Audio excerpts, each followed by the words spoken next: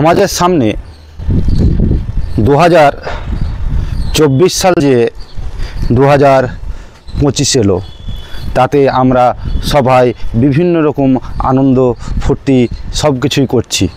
আচ্ছা ভাইজান, বলেন তো আপনার বয়স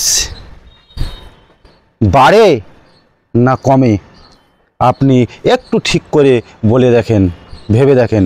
অবশ্যই আমাদের মানুষের বয়স বাড়ে না, কমে। কি করে কমে? তাহলে অবশ্যই শুনেন। আপনার বয়স আল্লাহ নিশ্চয় নির্ধারিত করেছে।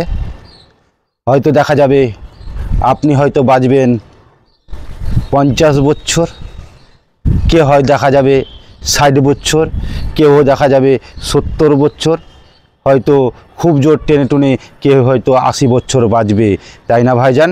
অবশ্যই আমরা এখন 60 থেকে 70 বেশি বয়সের বেশি কেউ বাঁচে না। তবে আমাদের বয়স বাড়ে না, বয়স আমাদের কমে। কি করে কমে?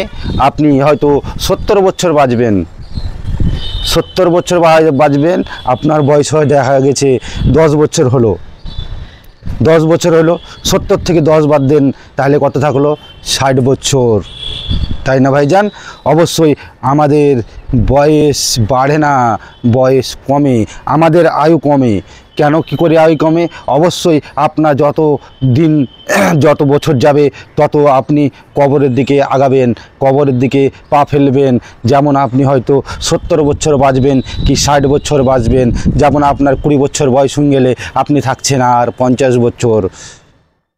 যখন হয়ে যাবে আপনার বয়স যখন হয়ে যাবে আপনার 30 বছর, তাহলে আপনি আর থাকছেন 40 বছর। এইভাবে আমাদের বয়স বাড়ে না, আমাদের বয়স কমে।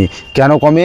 আমাদের বয়স এই জন্য কমে, আমরা যতদিন যাচ্ছি ততদিন আমরা কবরের দিকে পা দিচ্ছি, কিন্তু আমাদের কেউর খেয়াল নাই আমরা নতুন বছরে আনন্দ ফুর্তি সব কিছুই করছি। অবশ্যই আমি আনন্দ ফুর্তি করার জন্য বলি না, এই যে ডেস্ক বাজিয়ে এই ফিস খেয়ে আপনি নির্ধারিত টাইম করে যদি আপনি ফিস খান, আপনি পাপের ভাগী হবেন। কেন? আপনি নতুন বছর আসছে বলে নির্ধারিত টাইম সেট করে আপনি ফিস খেয়েছেন, অবশ্যই আপনি পাপের ভাগী হবেন, পাপ আপনাকে বহন করতে হবে। তাহলে আমরা এখানে বুঝতে পারলাম যে আমাদের বয়স বাড়ে না, বয়স কমে। এইভাবে কমে, আপনার যত বয়স হবে তত আপনার আয়ু কমছে, তত আপনি কবরের দিকে পা দিচ্ছেন। ভিডিওটা ভালো লাগলে লাইক শেয়ার কমেন্ট করে পাশে থাকবেন। অবশ্যই সকলকে জানাই আন্তরিক ভালোবাসা এবং শুভেচ্ছা। ভালো থাকবেন।